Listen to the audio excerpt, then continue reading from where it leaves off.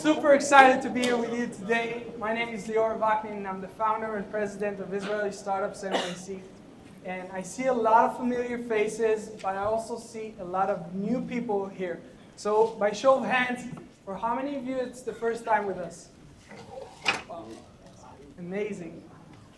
So I'll tell you briefly about Israeli Startups NYC and what we're doing.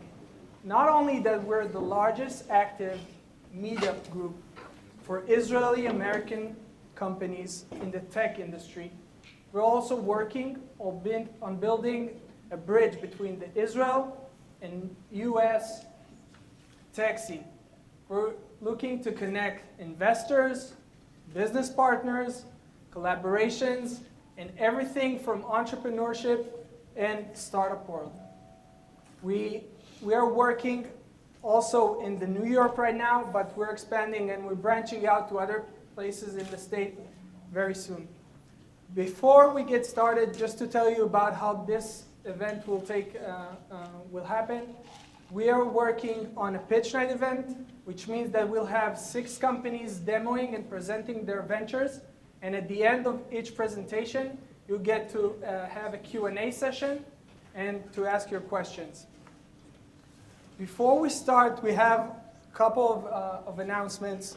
So first of all, I want to thank all of our sponsors. I want to thank Moburst and Shlomo. Where's Shlomo? Over there, who's responsible for the beer.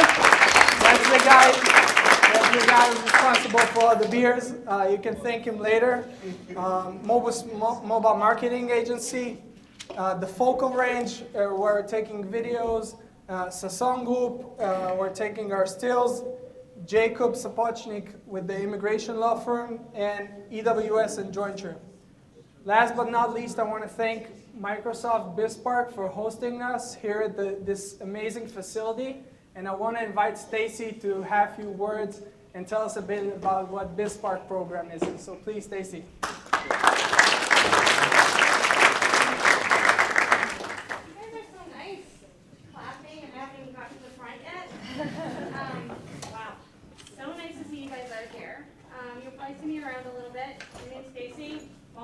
I work for Microsoft.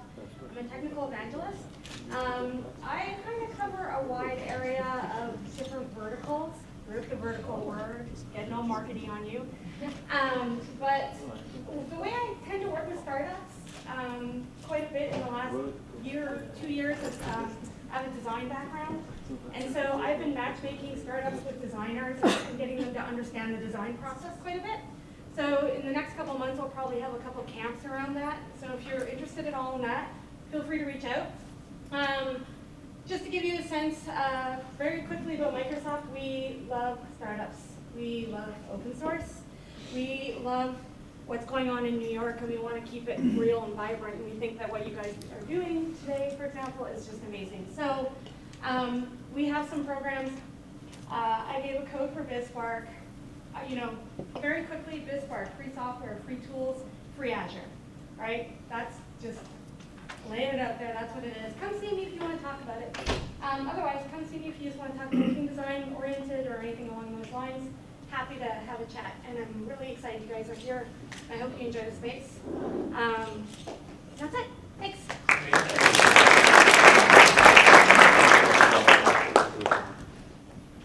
Thank you, Stacy. Thank you.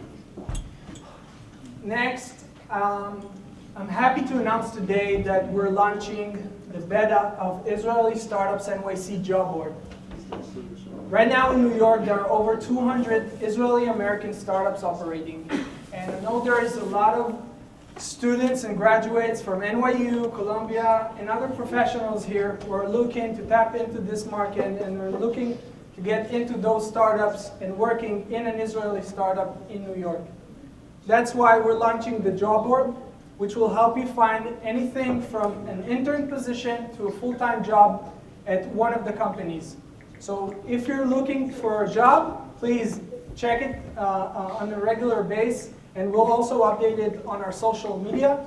And if you're hiring and you have an Israeli startup or an Israeli company based here and you want to hire, please contact us after the event. Next up, I told you guys that we'll have prizes, so Jointure will bring 5 free monthly open office space for some of you guys in the crowd today, and we will announce the winners of this amazing co-working space after the pitches. It's an amazing co-working space where you get to basically have a free month and use all the facility, and Michelle will join us later on and present the winners. More networking.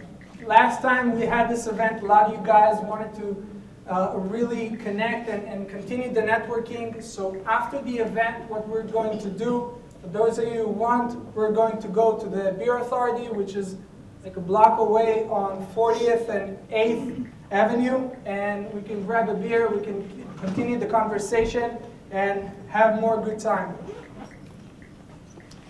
Now for our event tradition, that's the last thing before we pitch.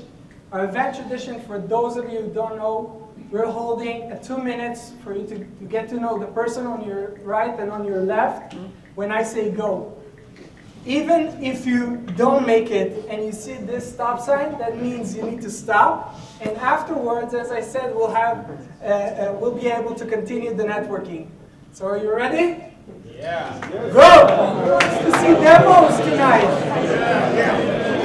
Okay, guys, let's get into it. So, our first startup, and I want to bring them up, it's called Magisto.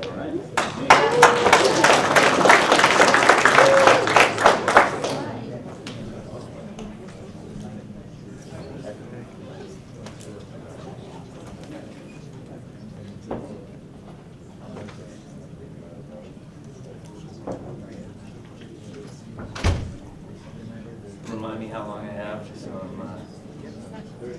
10 minutes already. Yeah. So my name is Reed Genauer. I'm the Chief Marketing Officer for Magisto.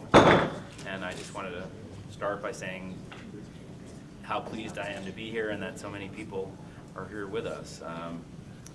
Our company was founded in Israel.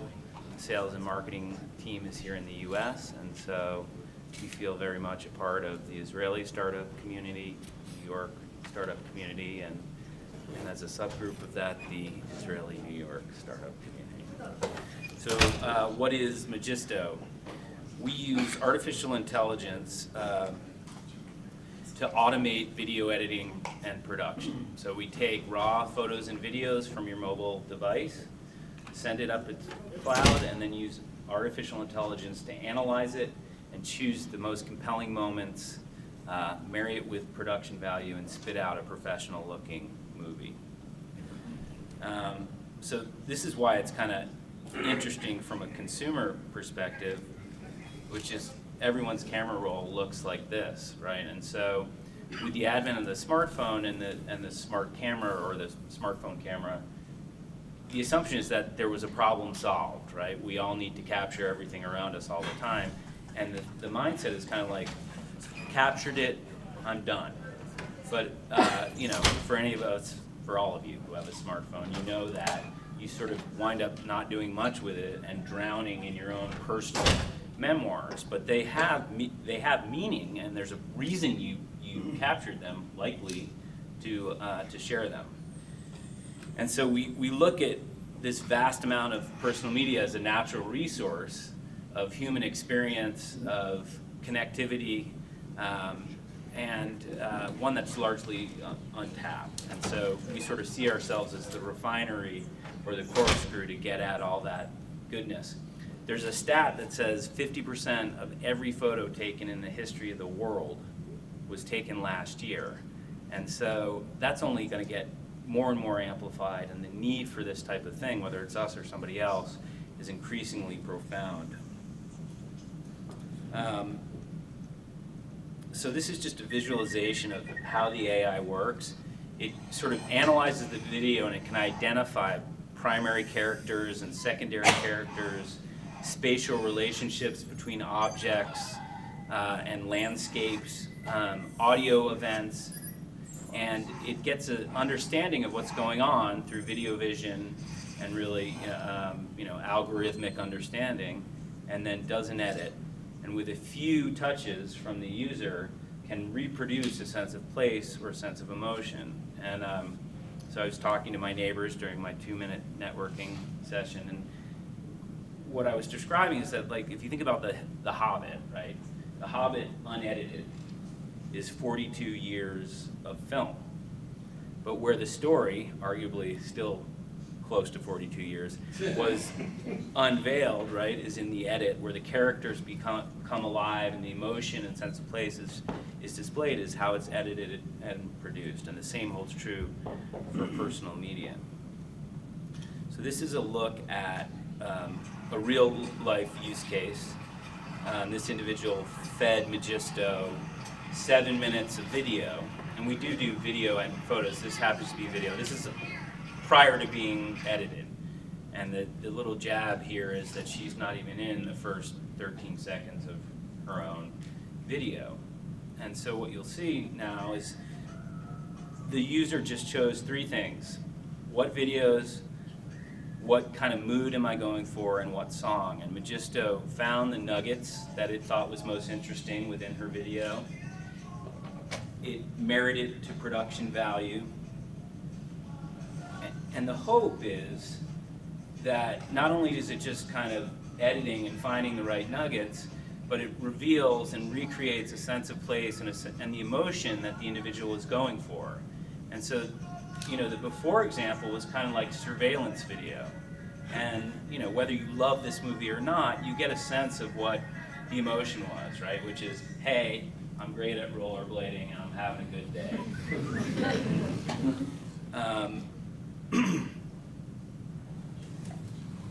So, you know, when we talk to partners, when we talk to investors, when we talk, you know, to the market in general, one of the first questions, and it's starting to sort of wane, but is how are you different from Vine and Instagram? Because in many ways they're sort of the gold standard for mobile video.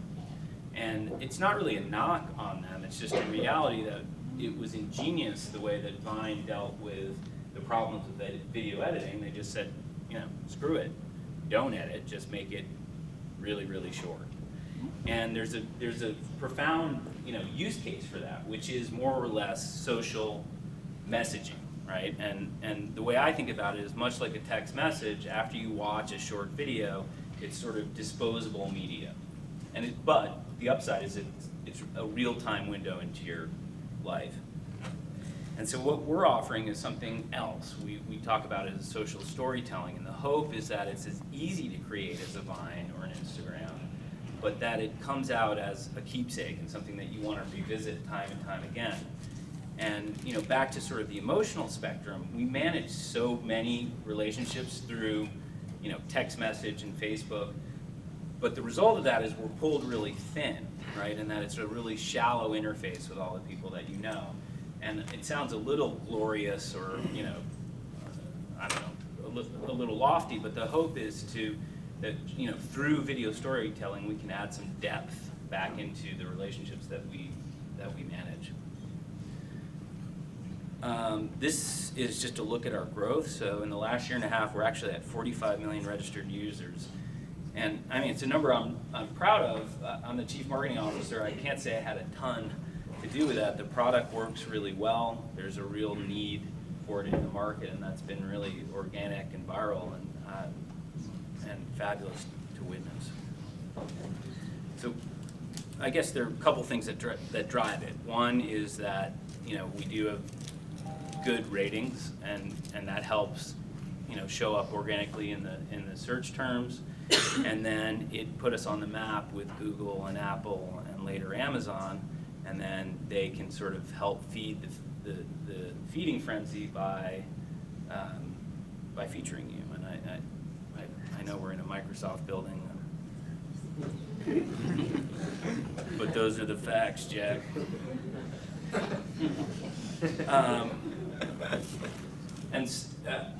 I guess, you know, I won't spend too much time on this, but part of what we've asked ourselves in the wake of this tremendous growth is, how can, well, obviously you ask yourself, how can this be monetized? And we do that primarily through a premium subscription. So if you want richer features, you pay. But there's a larger question, which is how might this be interesting to brand advertisers? And so what we do in that situation is, I'm going to skip through some of these. We invite sponsors to come in and sponsor themes. And so Zappos sponsored our happiness theme, Discovery sponsored our travel theme, Pampers sponsored our baby theme, actually only in Israel, which was a cool sort of micro test. And in this case, Brad Paisley and Sony Music sponsored our country theme, right? And we actually made a country theme for Brad Paisley. And the ask was, hey, Brad Paisley fans and Magisto users, come out and make a video about somebody who changed your life for the better, using Brad's music as the sound. And if you don't know Brad Paisley, I didn't before this. He's like Mariah Carey or whatever, Jay-Z of country. Turns out country music sucked. I'm teasing. It's a nice song. This is all photos. So the first one I showed was all videos, and we can blend them. And I show this when I pitch for a variety of reasons. One, to highlight the fact that you can make a movie just from stills. Two, to show sort of the emotional power of video storytelling. And this is, every time I show this, I get chills. I have 3 kids of my own, and this is a child's battle with leukemia, and she wins. But so besides just showing the power of video storytelling, it shows the power that a very public figure, the profound relationship that a very public figure or a brand can have with an individual. And there probably isn't a deeper way that Brad Paisley and Sony Music could have connected with this family. And so, in a marketing landscape that is tremendously fragmented, that is all about the individual, that's all about authenticity, we're trying to offer a solution for advertisers that is genuine and real, and that finds people where they live. And so we think it's a powerful way to connect authentically, and then based on the numbers I showed you, it's also something we can scale. We're not raising money right this second. I guess if you're in a startup, you're kind of always raising money, but we are actively partnering and always looking to network, and that's our story. I'll just post my contact info up here in case you want to reach out. And thanks for having us, and thanks for listening.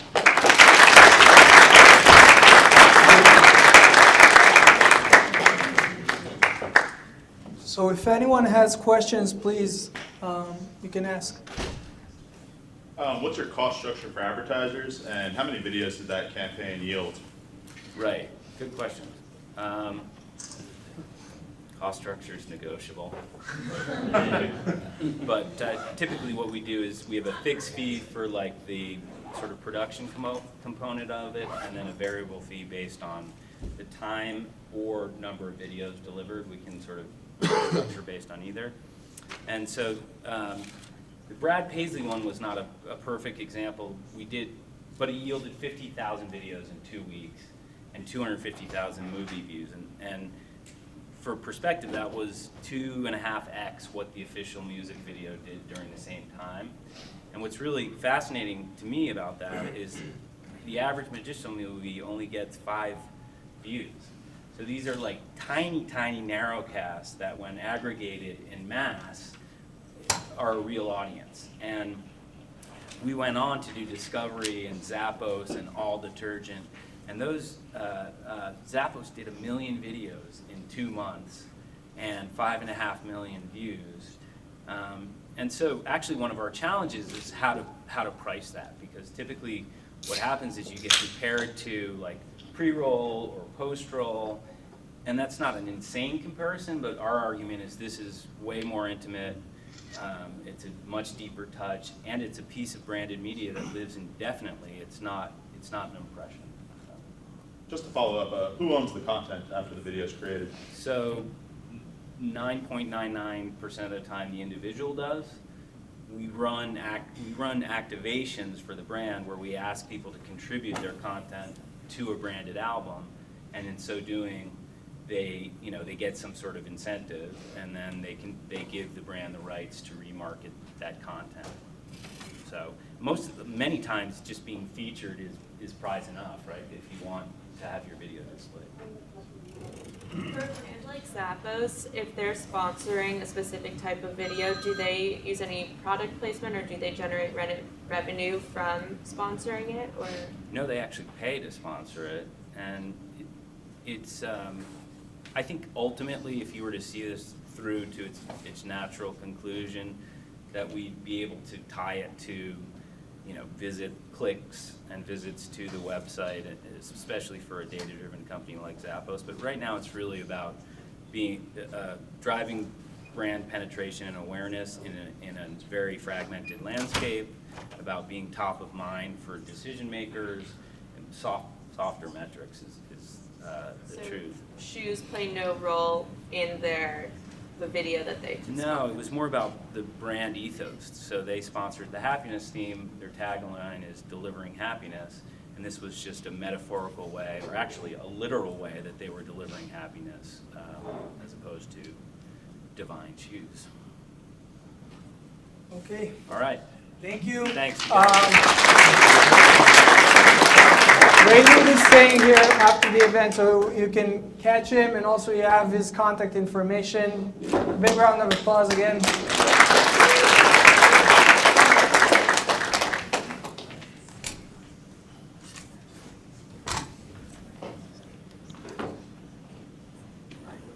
This was a big company, and then you'll see a lot of big and small companies, because this event is about showing you the power of the Israeli-American tech companies. The next one is just launched, and I want to invite Hyper.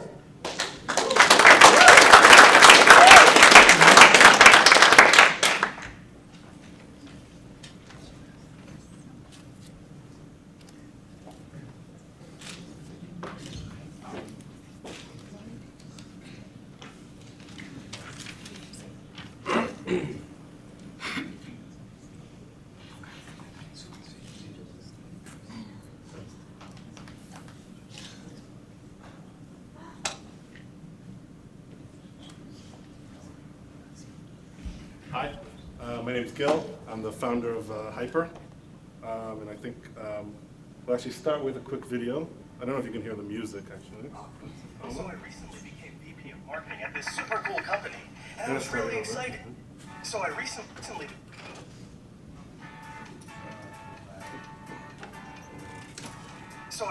became VP of Marketing at this super cool company, and I was really excited. But I knew I had my work cut out for me. I mean, we had an amazing product, but we just weren't reaching enough people. I needed to produce results quickly, so I got to work. I tried every promotion method out there. Facebook ads, Google ad, TV, banners, you name it. I even produced a viral video. The results weren't great, and I was starting to get frustrated. I had to do something to clear my mind. I got hooked on a picture of this cool sports blogger I follow wearing 6 sneakers. Loved it. But then, I got hooked on something else. This guy's post was getting the kind of engagement and response our company could only dream of. Then, it clicked. If I could get relevant influencers to talk about our product, it would be exposed to a whole new group of people. I mean, come on. It worked on me. But where would I start? How would I find and connect with these influencers? What should I offer them? How do I make sure they'll do what they promised? And how do they know they can trust me? And there it was, right in front of me. Hyper, a self-serve marketplace for brands to engage directly with social media influencers. It was so simple. All I had to do was log in and begin searching for influencers that appeal to my target demographic. I can then either invite all those influencers to pitch me on how they would promote our product, or I can reach out to specific ones myself with a request to promote my product, as well as a proposal for compensation. I can tell them exactly what I wanted the message to be and on what platform I wanted it to spread. Once a proposal is accepted, the influencer promotes the product, and Hyper helps keep track of the campaign with its sophisticated analytics tools. It all seems pretty win-win. Our brand gets the exposure, and the influencer gets paid to do what they love. Today, thanks to our new influential friends, everyone knows about our product. The day I became VP of Marketing was one of the most exciting days of my life. But being promoted to CMO so quickly, now that was something. So this video is a little biographical for me. It talks about my career in startups and what led to me to Hyper, which is really the easiest way to engage social media celebrities. But before we talk about my career, let's talk a little bit about celebrity endorsements. And I'm curious how many people are familiar with that product, Smart Water? A lot of people are, which is good. Did you know that it's sourced from municipal water systems or the faucet? But it's a great example of how celebrity endorsements can really differentiate a product. And there's a valuable lesson to learn from it, which is that if you take Jennifer Aniston and something you get out of the faucet, then you get brand differentiation, positive emotional connection, buzz, viral reaction, and a major premium on the price that you can sell this product from nothing, that you get it from the faucet, to something, $1.99 per bottle. And we operate in a world where celebrities aren't what they used to be. When I was younger, I was a big fan of Madonna, and every once in a while she'd come out with a song or a new CD, or at the time it was an album, and I would, that would be my way of communicating with her. I would read about her in the paper every once in a while, or I would see her new music. Today we have social influencers, and they have this two-way conversation with their fans where there are all these social platforms, and they communicate with their fans on a daily basis, and they not only release products and materials for their fans, but they also communicate and respond to the things that their fans send to them. And brands want to work with them a lot of times. We just saw an example with the previous presenter of a successful social influencer campaign that drove attention and traffic to their product. But it's a very difficult process today. There's a lot of friction in it.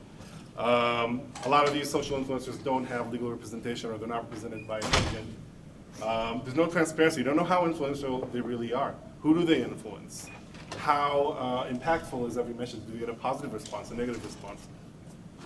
And there's no accountability. How do I know that if I do a deal with them, they'll do what they said they would? How do I know that they'll actually produce the results that they want, and so forth?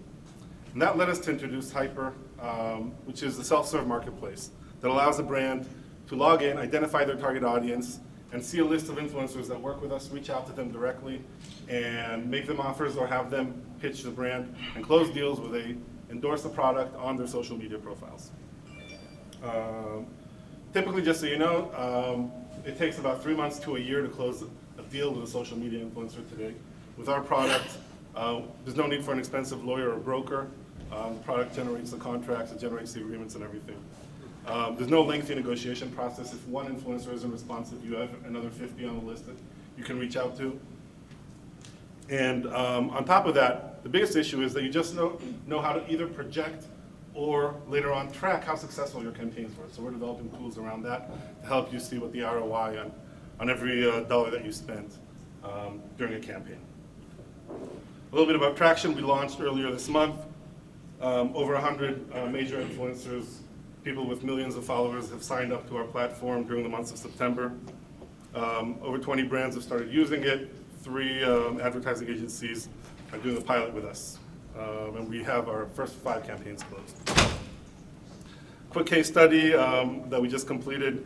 One of our clients wanted to develop a mobile game and make it a hit on a small budget. We connected them with a group of social influencers, and they built the game around that social influencer group. And leveraged those social influencers to promote the game. No other budget was spent on marketing. All we had were tweets, Vine posts, YouTube posts promoting the game. And the results were pretty nice. The hashtag #1 became the #1 worldwide trending hashtag within 4 hours. The game hit #2 in the global rankings on the App Store. This was about 3 weeks ago. #1 in games. Overall, 1.2 million downloads in 3 days, and 30,000 reviews. 99% of them were 5-star reviews, and which speaks to the fact that the fans were just playing the game for their influencers that they love, and not just because it's a great game. It wasn't a 99% 5-star typical game, and we saw 26 minutes of play time per week. So that's a little bit about our company, what we've done so far. A little bit about myself. So I've been working with influencers for a while. I've done over 100 influencer deals to date in the past 3 years, some with really big names, some with social media stars that aren't household names. And I've learned just how powerful it could be when done right. So my goal with Hyper is to really build a platform that allows brands to skip over the mistakes and the lessons that I had to learn along the way and connect with the right influencer, do the right type of promotion, and get the right type of results. We're currently looking for brands and obviously influencers that want to work with us. We will be doing a fundraiser a little bit later in the year. So if you want to get in touch with me, here's my contact information. And if you have any questions, now's the time. So we have time for 2 questions. So What's the, are there any guarantees for the type of traction you're gonna get in a campaign? So we don't work as an agency. That's what differentiates us from most of our competitors. We are a platform similar to Airbnb, where you identify the target audience and you get a list of influencers. We help you project as far as we know how to track the type of engagement, and we do natural language analysis on the type of responses, again, different other different tools, but we don't guarantee the results. What we do is allow you we guarantee that you'll get what was promised to you, because today one of the biggest issues is, do I pay in advance, do I pay after? The influencers don't want to get paid after, and you don't want to pay in advance because you don't know what the campaign would look like. So on our platform, the campaign is uploaded, confirmed, only then is it posted on social media, and only then is the money transferred to the influencer. Follow up to that, so you talked about accountability. If I struck a deal with one of the influencers and I don't get the results, is there any review system where I can? Yeah, so the accountability is first, does the video or does the post look like you agreed? Was it posted at the time that you agreed it would be posted on the account that you agreed it would be posted? That's one step, and if that's not performed, the money's never transferred. Second is you can dispute it. If there's another issue, then that's the only place where there's real human intervention in our platform. Well, you'll file a dispute and we'll be able to decide and say the money that's held in escrow, whether it goes back to the advertiser, whether it... I can't review the influencer after the process is done, say, As in, great give them service. sorry. We're debating that. We haven't done that yet. It's going to create some kind of a situation where the influencers don't get a chance to see the other influencers the way the platform is built. And it's going to create a situation where they're rated, but they don't know how they're rated. So there's a little bit of a few challenges both on the legal side and on the friction that it might create with some influencers who don't want to be rated. With that said, if somebody's terrible, we're just going to get them off the platform. I have one more question. What's your price point structure? How do you price that out? Yeah, so it's an interesting question. So right now, we don't have enough data, but ideally in the future, what we'll be able to do for you as an advertiser is to tell you, we've analyzed all the influencers on our platform, and we know who has a certain level of engagement with what audience. And this person that you're reaching out to, he's similar to other campaigns that have been run on our platform before.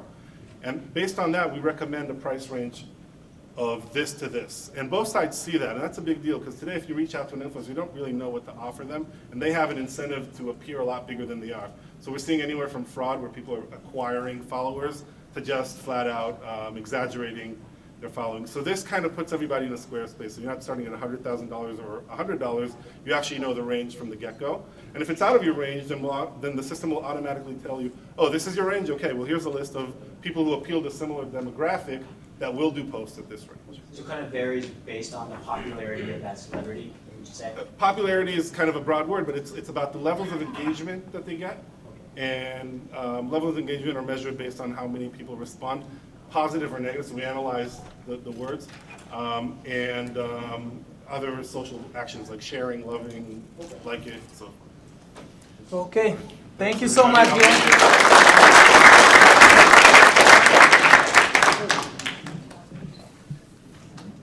Next up is Wix.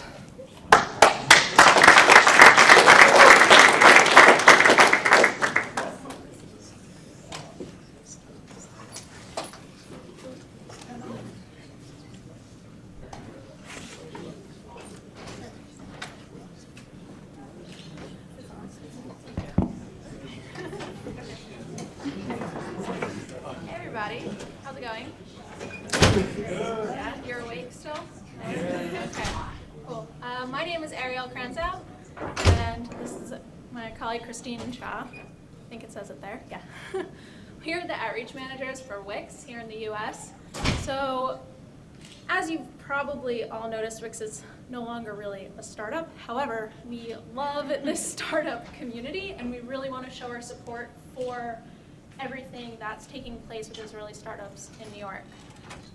So what we want to actually talk about today is really the history of Wix and where we've come in the last 7-ish years.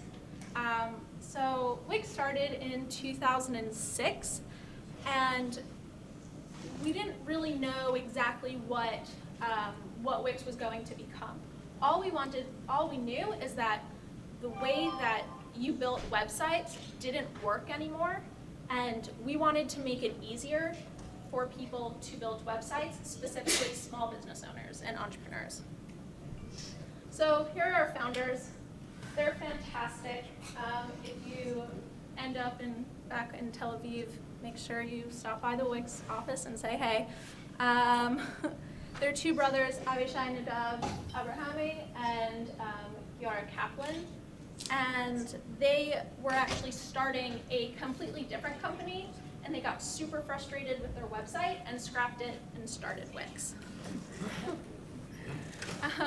Wix launched its open beta in 2008, and originally it was a Flash product because in 2006, Flash was all the rage. And when did the iPhone come out? Right? Anyone remember? 2007. And that was sort of the beginning of Wix's transformation. So in June of 2009, we actually hit which is about a year later, we hit our 1 million user mark. And that's really exciting for us.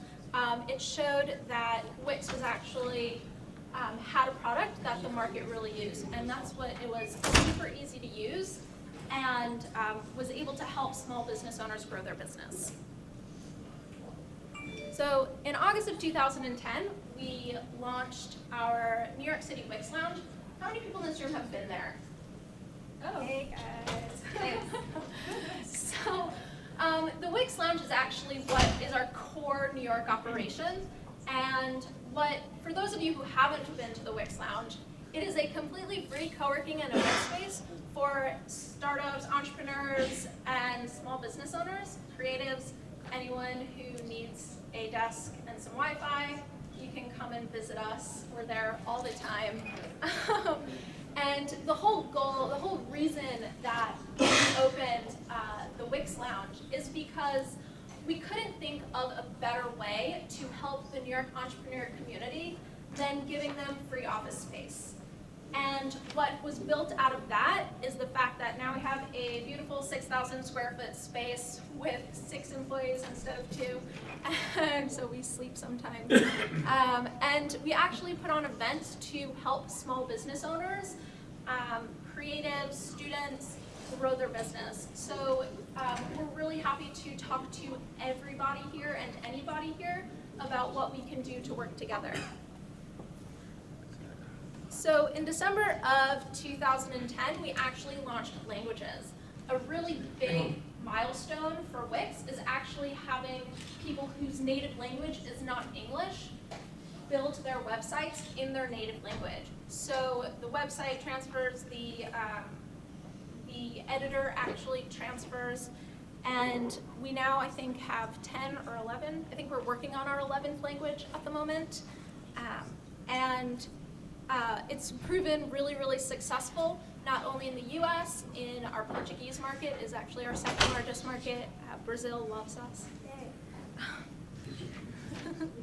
So our biggest year for growth was actually in 2011. We hit 3 major milestones in 2011. We hit 10 million users, then 20, 30, and 40 million users, all in 2011. And part of the reason why this happened was because we were actually building and changing our product and moving into the market. And not to mention that small business owners were becoming more and more tech savvy. and they realized that they could actually do something inexpensively and by themselves. So they had full control over their online presence.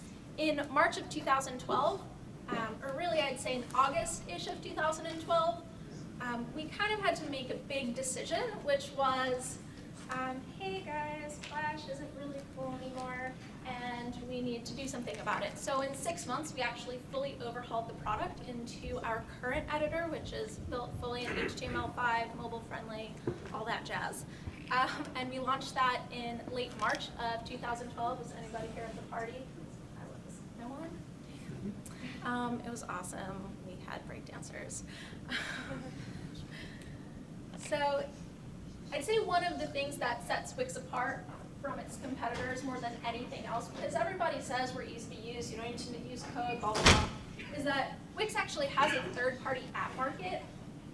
And what that means is that it means two things, especially for this community. One is that our users can actually build a more interactive website, which makes everything mean more. So you can actually capture more information, capture the right information, and bring people where you want them to go online. For developers, it actually means that you can build a product specifically for Wix that will actually is tailored to Wix users, is inside of our editor, and that gives you access to about 50 million users, which is a milestone we hit this past summer. So I'd say by far the crowning moment for any startup is being bought, or in our case, going public. We IPO'd on November 6th of last year, so we're coming up on a year. It's been really exciting, really awesome. We IPO'd the same day as Twitter, so that was super fun. Everyone talked about us. And, but it's been a really great experience. Being with a company through that process, seeing it grow, seeing all the things that we've done here in New York, in the US.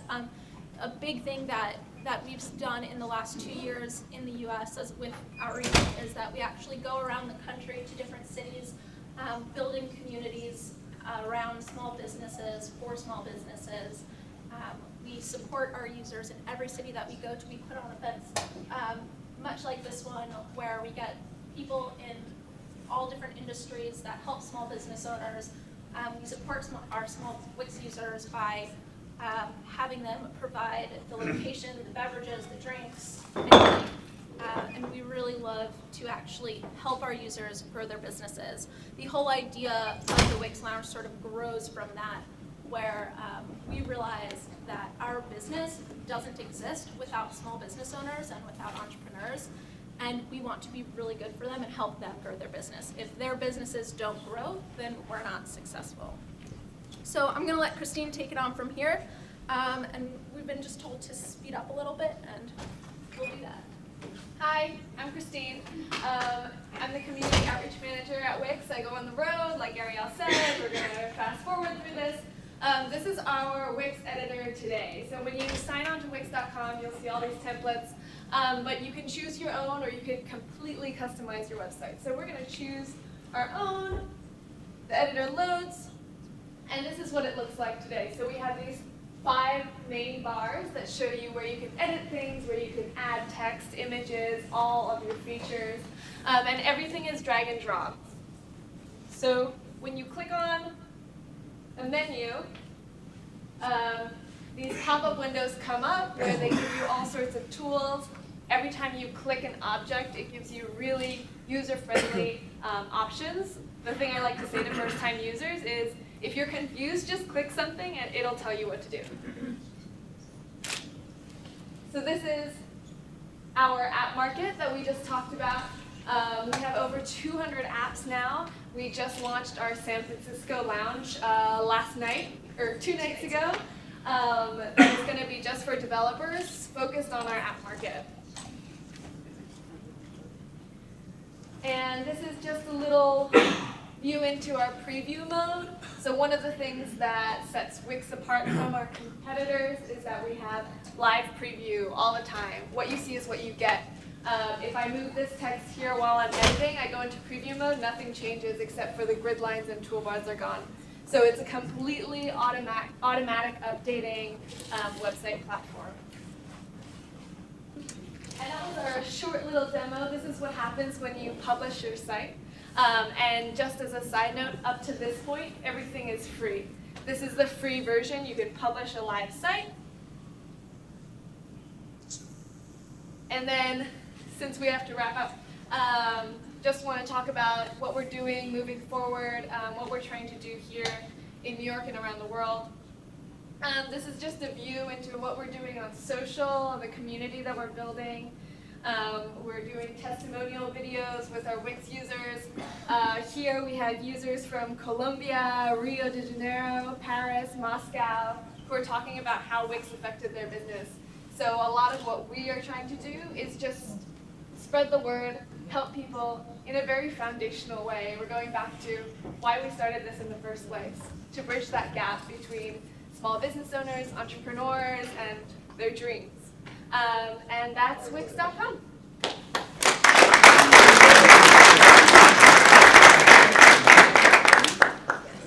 just want to add to what you said as a user, and I'm very fascinated with Wix.com. You have a great learning center, so for anyone who can't really approach this kind of technology and is trying to run a small business, this is really great. Thank you. We didn't pay him. Any other questions? Yeah. How do you keep up with your competitors? I see a lot of them popping up these days, like Weebly and there's a couple more that just Squarespace, and then obviously a few more that popped up over the last 12 to 24 months. Yeah, so the way that we do that is really simple. Something that we've figured out over time is that if we keep reaching out to businesses and we help them grow and we improve our product, we get more business coming to us. We're the largest company size-wise and numbers-wise of employees and users of the 3 top website builders out there. And that's what we do. We just keep upping our game. We're building Wix, we're making it better, we're working on it to make a better product that more small business owners would want to use. Yeah, just to emphasize on that, one major thing that's different is that we never stop improving. Even if we reach a product that's satisfying, there's a new thing that's going to happen 3 years down the line that we're already working on. So keeping 3 steps ahead of the game is a big part of that. Great. Thank you guys again. Thank you, Christine and Ariel.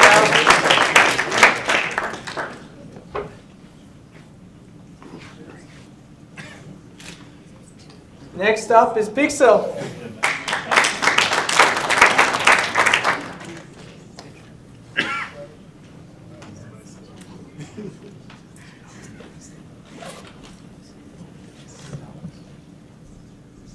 Hi everyone, my name is Ophir. I'm the founder of Pixel. I actually used Wix when I just started Pixel. And yes, it is. It's very simple. And Pixel started as again, the same service, trying to make things very, very simple. And simple, I mean selling stuff online should be the easiest thing to do. There's plenty of things that you do today that are complicated. Selling shouldn't be one of them. So it started from a very personal solving problem for a friend. He bought a coffee machine, and I asked him what he's going to do with the old one. He said, I'm going to put it in storage. I can't be bothered selling it online. So I like sales. That's what I do. I sold it for him. And for those of you who have kids, when things are easy, the requests are keep on coming. So after a few things, he came with all the stuff that just couldn't be bothered. He just piled it up. And probably most of you have one of those things at home that you will never sell. Around $4,000 later, we figured that there has to be a process that can be a little bit easier. So for those of you who sold online, that's probably what you know. Endless lines, before even trying to get the price, trying to do the shipping, figure out the customer questions, and not even talking about fending off scammers from eBay or Craigslist, which Craigslist, sometimes you can end up at the morgue. Now, this whole process for a few items took about 5 hours. Think about if you need to do multiple marketplaces because you want to sell it faster or you just want to be more efficient. So that's a full-time job. And Pixel makes it very, very simple. Like any average Israeli, I know the things divided into 3 exactly. So the first thing is take a picture of what you need to sell. The second thing is just ask what it is. Type it in and we'll find it for you. And the last is just accept the price range that we offer you. Now, our interest is aligned with yours. We're not looking to buy it low and sell it high like any other company. We automatically search multiple marketplaces and we figure out the best price range for you. We take percentage, so we take 15% actually. So our interest is to set as high as possible, but also being realistic. And that's where the magic starts. We'll push it to multiple marketplaces, and we're super sellers, so essentially every John Doe from wherever it is in the US become a super seller right on the spot, so your item sells much faster and at much higher price than anyone else. Once the item sells, you get a notification to your phone, you get an email with a shipping label, and when you're ready, just set up on the app. FedEx will pick it up from you, from the office or from home, and you're ready to go. Now, we don't sell everything, but we do sell many categories, and right now we're focusing only on items that are over 50. So any tchotchkes for $2 doesn't make any sense for us, but think about your blender or whatever you have at home, most likely we can sell it. Think about when you're buying on Amazon. Usually you get something in a small box, shippable, and pretty expensive. So we mentioned the 15%. Now, another thing is lots of companies trying to build a marketplace, and we think right now it's not the right thing to do. Marketplaces, you have plenty of them for so many items, for verticals, and just Amazon and eBay alone have $110 billion sales just in the US. Categories that we're selling right now, it's $48 billion market. We don't need to reinvent the wheel, we just need to take care of the supply side. What we do know from the customers that we have, every single customer sells 2.5 items. That's the average. And the average person sells $431 in a very short period of time. This is not a lifetime value, this is not a year, this is 3 months, and it's actually 6.9 weeks average. So we believe that our return on investment is going to be much higher than the 431. Now, we get our customers through Google and all those social media and paid media, but one of the things we figured that a lot of people here at least in New York City, try to move an apartment once or twice. It's expensive and stressful. Most of you will take the boxes with the stuff that you never used and you'll pay for somebody to move it to the next apartment, and it's going to be under the kitchen sink or somewhere else, and you will not use it again, but you paid for the move. On an average, we sell $1,500 worth of stuff for anyone who moves. So we take the cost pretty much half the price of what it costs you to move. So what we did, we just partnered with Flatrate, and we're working with a few other companies in the city, real estate companies and moving companies, to be the go-to place as a service for the customers to just reduce the price of the move. Flatrate alone, for instance, have 20,000 moves every single year, just in New York City. Another revenue for us is virtual trading. You walk into, let's say, B&H, you buy a new camera, what happened to your old one? You just spent $1,500 on a new camera, and the old one 3 years ago, where is it going to go? You're probably going to say, I'm going to sell it. 92% of you will not do anything about it. It's going to stay on the shelf. It's too expensive to throw, too expensive to give to your cousin. It's going to stay on the shelf. So what we do, we have an API. You just, in checkout, you'll type in the item that you have to sell. You'll know exactly what's the value of it. and Pixel will send you an offer. So when you go home, think about the mail-in rebate. Instead of having this long receipt that you have to mail and take the pieces off the box, you just get an email from Pixel, we'll sell it for you, same process. Now your camera, instead of 1,500, maybe it's 800. Another source of revenue, we just signed up with one of the biggest retailers in the US for books, and lots of companies want to liquidate stock. Either they can't cut prices because of their customers, or this is not their main focus. So we're liquidating the stock for them. Instead of a wholesale price, we're doing it on a retail price, pushing it to multiple marketplaces.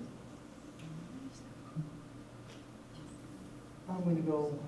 So the team, I have 15 years of sales experience. David graduated from the Technion in Israel, and Eric, the mobile developer right now. We have another team member that we added, but right now we're 4 people. And our advisors, a couple of advisors, the 2 companies to exits, and on the technology side, we're building a big infrastructure, and we have people that know how to build big systems. So we're early stage company, we're raising right now, and to do all that, that's what we're raising. We have 450,000 already committed. We're in the middle of a raise right now, actually quite to close it. And we're going to spend it on mainly on engineering and hiring a CMO to take care of the social media and the paid media. So one thing I can say to every single person here in this room, you're probably going to go home. If you look around, I'm sure you're going to find something to Pixel. So take your phone, you can use the mobile web. Our new app is coming in hopefully a week. We're going to submit it this week to the store. So I'm sure you have something to sell. Give it a shot. Thank you.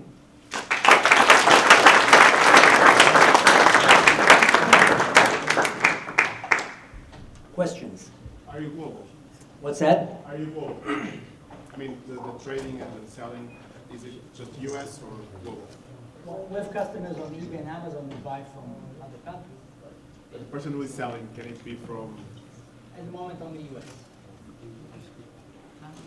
It's just 3 to 4 employees. How are you listing all these products so quickly? As I said, Automatically?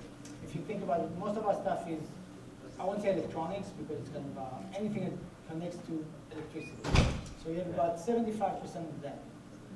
Most of those items are easily indexed, easily accepted with what you do. So we have it covered, just to push it to the marketplace.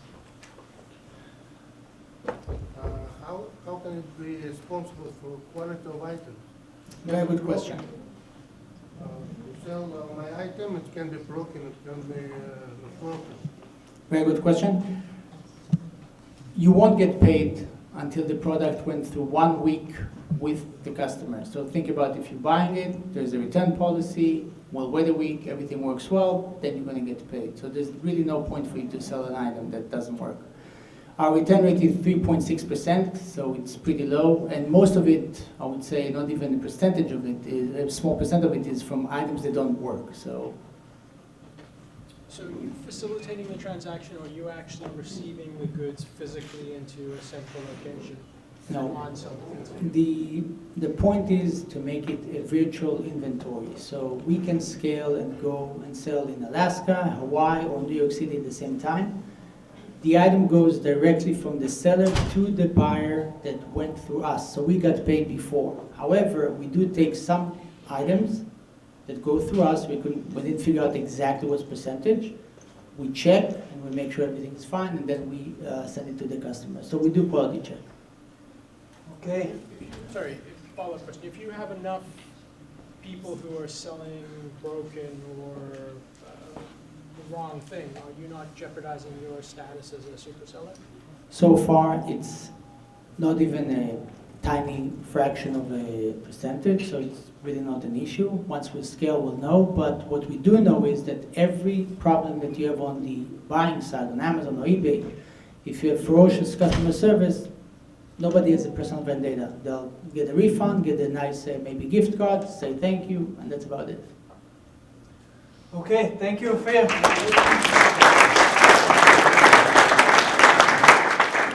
I know my girlfriend will use your service a lot. Next up is my check.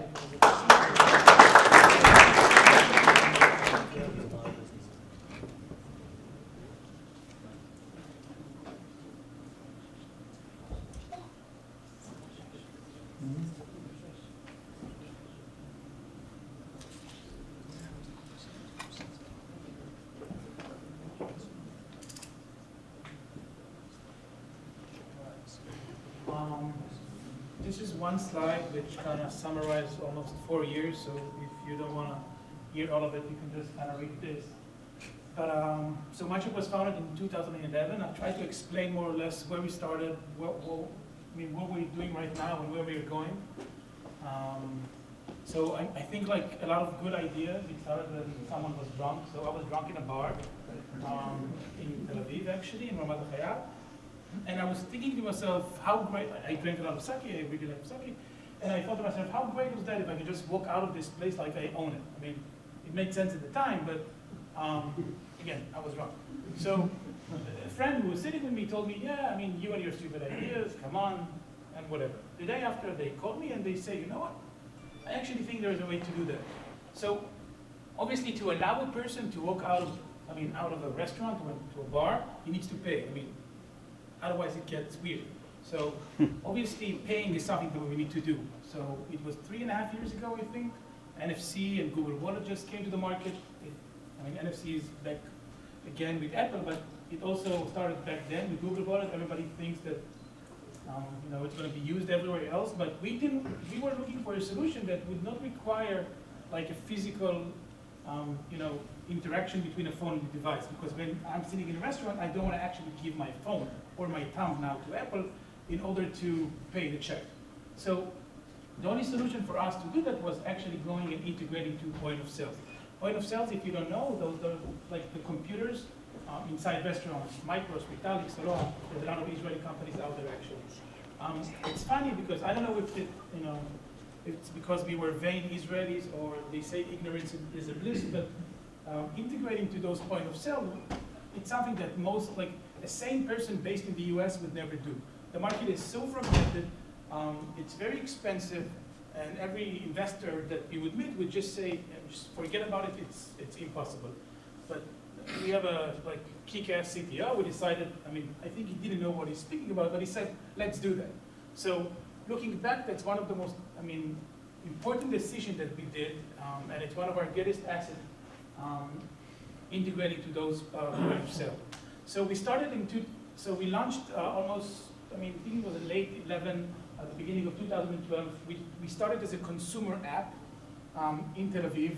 Like every good product, they say you start with 3 F's. It's friend, family, and fools. So we went to our friends, we went to our family, we got some businesses, some restaurants. This is how the experience looked at the beginning. It's funny, again, everything is funny with us, but it is funny that we are a mobile payment company who doesn't really care about payment. So where we came from was trying to understand how could it be that this small, there used to be small devices that can launch rocket to space. How can we do, how can we reinvent the experience of checking out or dining in a restaurant and making it better? So the way the experience was built is that you see places around you, and then you check in into a specific place. Today we can even check in for you. We get a 4-digit code. That's the core of the technology. This 4-digit code is time-based, location-based, and user-based. It works only for you, only here, and only now. So only in that restaurant, only for a specific user, only for a specific point of time, it would work for you. You put it inside, you give this code to the server. The server goes back to the point of sale. The same machine, he knows how to work. So training is not an issue. There's no additional hardware. There's no additional software. It puts it inside a point of sale, and that's all. From that point on, everything that happens inside this computer, where all the waiters or servers are putting your items, actually happens in your phone. And then again, this is where the fun begins, because you as a user can actually see your live check. You see all the items. We put a lot of weight about the user experience. So it's one thing saying you know how to split the check, but nobody really likes to deal with the social awkwardness that come with check splitting. You go into a party dinner, you drink Diet Coke, you eat a kale salad, everybody's drinking like crazy, the check comes. It's less of a problem in Israel because someone would just say, dude, I'm going to pay for whatever I want. But especially like here, people would be, let's split it in the middle because there's a lot of social awkwardness that comes with that. So you can, like with MyCheck, you can actually view the check, choose the item, split it, and the minute you're ready to go, you can just press pay and walk out of a restaurant or bar or whatever venue it is, and without waiting for the check. This was the core, this was the core experience that we launched in Tel Aviv. It was very, very successful for us. We got really celebrity endorsement. Bar Faedi was one of our first investors and really high profile investors. We got a lot of attention, but something felt wrong because it was very hard for us as a company to acquire both users and merchants. I think that this is something that a lot of companies, especially startup companies, deal with sometime along the way. They think, our app or our solution is gonna explode and it's gonna get viral and everybody's gonna use it. But eventually, at some point, you understand that it's very, very, very, very hard to acquire both users and merchants.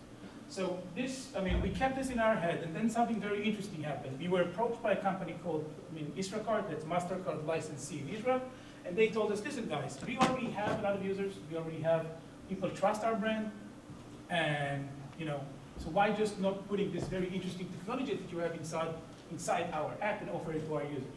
So because our core was integration and we have a very strong backbone of technology, we decided that it actually makes sense. And in 2012, we launched our technology inside the Isracart app. So today, by the way, with Isracart app in Israel, you can go into gas stations, you can go into taxis, you can go into quick service places, restaurants, whatever, even children dreamberies.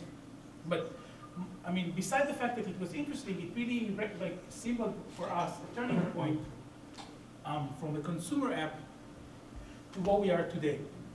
And that's what I wanted to share with you.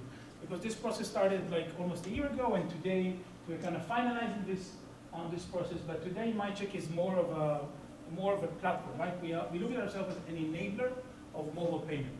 So, and we are able to do that, due to point of sale integration. So when you look at the market today, we used to be only a consumer app where we had to obviously acquire both users and merchants. But today, what we do is we decided to share our technology because there are so many,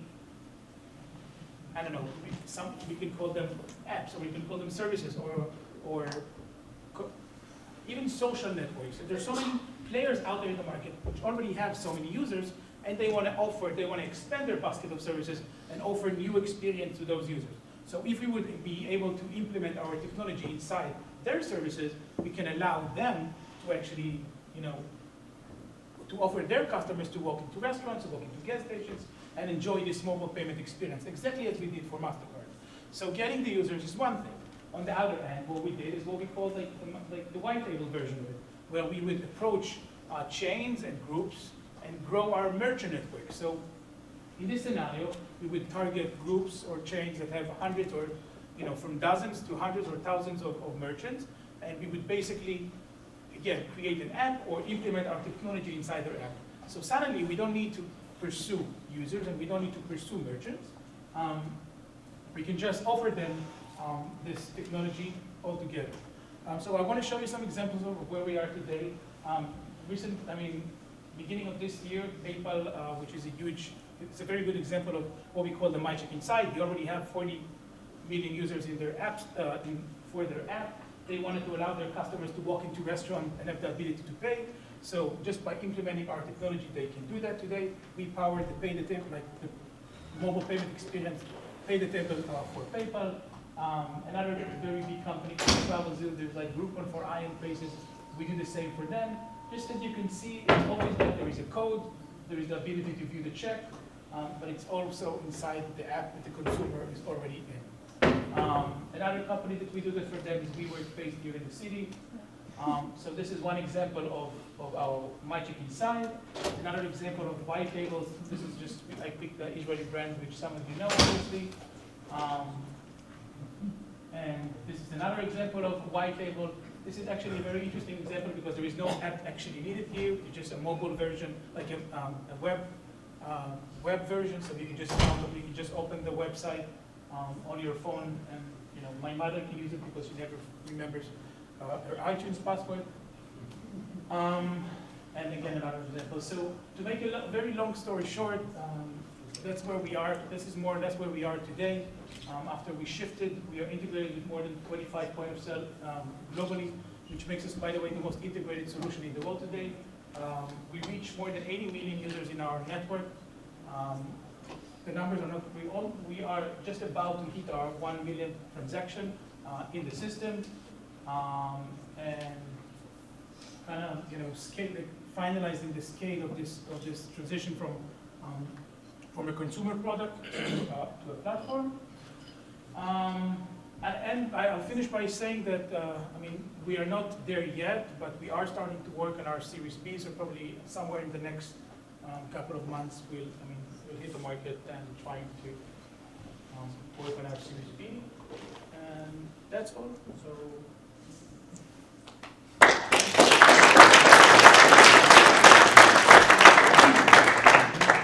Any questions? Questions? Yeah. Hi. You have 80 million users and you have 1 million transactions. Is that a month, a day, a week, a year, No. or a total? So we reach, the way it works, so we have a user network and a merge network, right? Which kind of feeds each other. So we reach in our network, so almost 80 million users, which means our technology is implemented in, for example, PayPal, which has this and that amount of million users. And so each one of them can have the ability to walk into a restaurant and pay. In total, we had until today 1 million transactions in the system. Yep. And one more question. I know I keep asking questions. How hard was it for you guys to integrate with all the different POS systems? So, I mean, there's so many of them, and so many of them are archaic that they don't have like internet access. Some of them. So. That's what I said in the beginning. It's very, very, very hard, and we didn't really know what we were getting into. Sure. But because we were we were one of the first to do so, they were more patient with us. And today we are in a position which we have more integration than anybody else. So if the point of sale has a SDK or an API, we work with them. If they don't, they write to us. So we have a solution for each type of that. But this is certainly one of our biggest assets and one of the biggest barriers to entry, because it was very, very, very, very hard. Some companies actually use us today just to enter the point of sale, because on top of those, all of those point of sale, we have a very thick layer of technology which we can standardize the experience of using them. So we do that as well. Okay, thank you so much for my check. Now, we saw a lot of software companies, and our last company is an integration of software and hardware, and that's our last demo for the night. So I want to welcome CleanCube.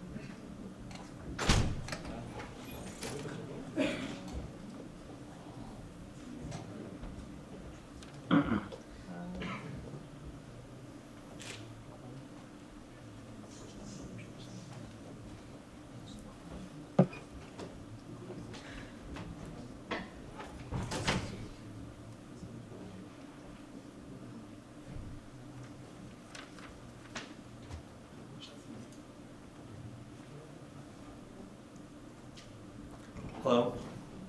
How are you? I realize that I'm the only thing standing between you guys and dinner, so I'll try to wrap this up. Sorry.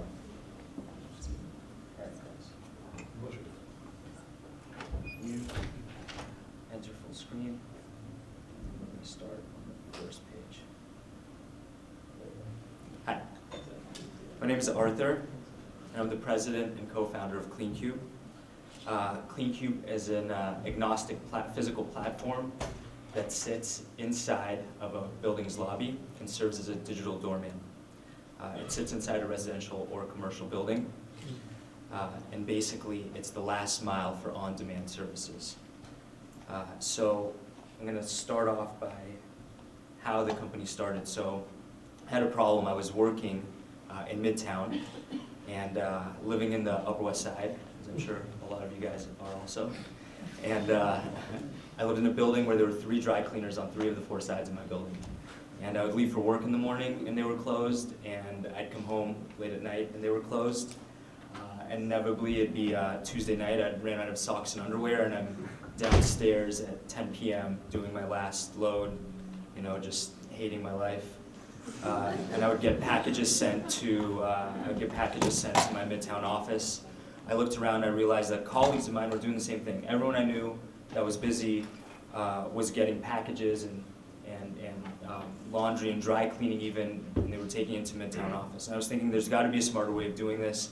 It doesn't make sense that I can't hook up with the physical service providers that are attached to my building, 3 of them. So I thought of CleanCube.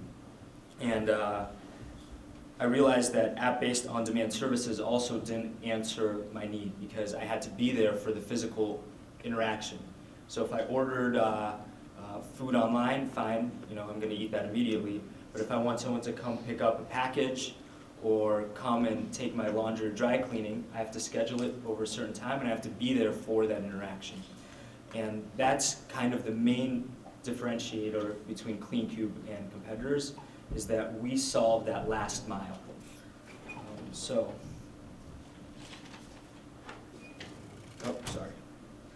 this is what CleanCube looks like. This is a building in the West Village. It's basically fully customizable. They're like Lego pieces of varying sizes. We have a test one right there, and we're going to be doing a demo after the presentation for those that want to stick around. But basically, they're Lego pieces, and they're controlled through the touchscreen. And there's a wow factor when you go inside a building and you see in the lobby a touchscreen. And in a lot of buildings in New York, they're basically too small to have a dorm room. And if you look at like a 6-7 unit apartment in Tribeca, to put a full-time doorman staff can be up to $200,000 a year. So we solve the problem of amenitizing these buildings. Now, I kind of want to talk about on-demand economies and what that means, and the instant gratification culture and how where CleanCube fits into that. So the first question is, what is an on-demand economy? I'm not going to ask, I'm just going to answer it. That was rhetorical. On-demand economy is the pervasive instant access marketplace of goods and services tailored to individual needs, often facilitated by asset sharing and distributed supply chains. As the Internet of Things has become more pervasive, it has led to flattening of barrier to entry for entrepreneurs, and we have moved towards an instant gratification culture. Convenience is a major premium, especially in New York. Everyone here is busy, everyone here values their time, and no one here likes to wait. So the technology and cultural shifts that laid the groundwork for on-demand economies. Well, I'm going to give you a brief background. So the easiest one is, you know, about 30, 40 years ago, we saw beginning with 1975, McDonald's opened its first drive-thru. And then you had VCRs and microwaves. But from a technology perspective, from a computer age, you had eBay and Craigslist and PayPal work on mobile payment, or online payment. Then you had the video and audio on demand in early 2000s, iPad, Netflix, TiVo. And then you had, a couple years later, the exponential growth of social networking. Right now, there are 3.5 billion internet-connected devices. And that leads us to the rise of the sharing economy. I'm the 6th presenter here, and every single presenter before me has to do with the sharing economy and ways of making things sell faster, move quicker, build a platform better, and that's what we're trying to do as well. So instant access to physical goods and services is changing consumer behavior. So you can order food right now from Fresh Direct, get around with Uber, the way you do laundry's changed, the way you get packages delivered has changed, and the business of bringing people what they want when they want it is booming. And that's where CleanCube comes in. So by putting CleanCube into a building lobby, we offer a whole bunch of services and as an agnostic platform, we can only go from there. So right now, the services that CleanCube offers is package delivery inside your lobby, wash and fold and dry cleaning inside your lobby. You can donate close to Goodwill. We'll take them there, send you a tax receipt.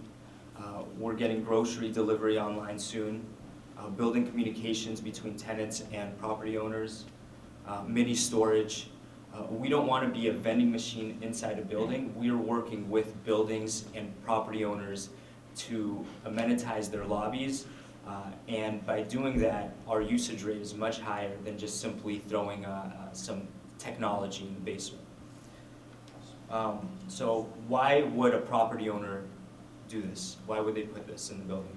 Well, there's 99% occupancy rate in New York City right now for residential buildings. So they're asking, how do they make their building stand out? You know, you've seen buildings where they do soup to nuts renovations. They go in, they buy it, they put, you know, thousands, millions of dollars into lobbies, into the apartments. Some places put gyms in. Well, CleanCube is the Swiss Army knife of amenities. And by adding CleanCube into a building, they're able to raise rentals. And that's really the most important thing that they care about.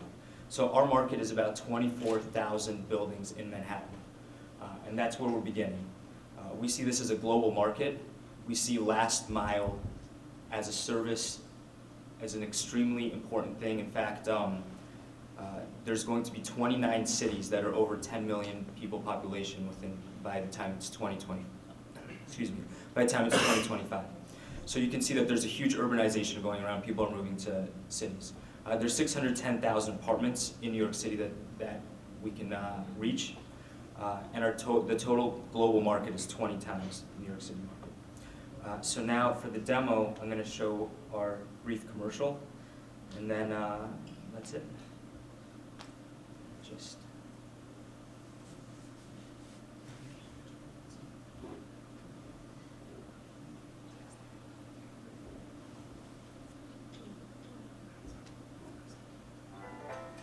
Oops. Life here in New York is fast and exciting, with great food, music, theater, and so much more. But I have to admit, the city was getting the best of me, until I moved into a CleanCube building.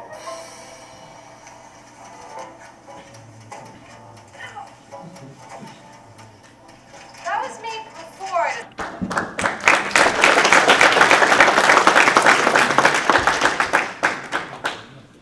So that's it. I'll take questions. How many properties are you currently in? We're in 30 buildings in New York right now. And are you expanding just in New York immediately, or are you going to other cities internationally or nationally? We're open to doing JVs and partnerships and licensing the technology. We've been approached by a lot of people, but right now our focus is New York. So the difference between Handybook and CleanCube would be this? Handybook? Yeah. I don't know what Handybook. It's very much a similar idea where you somebody takes care of your anything. Yes.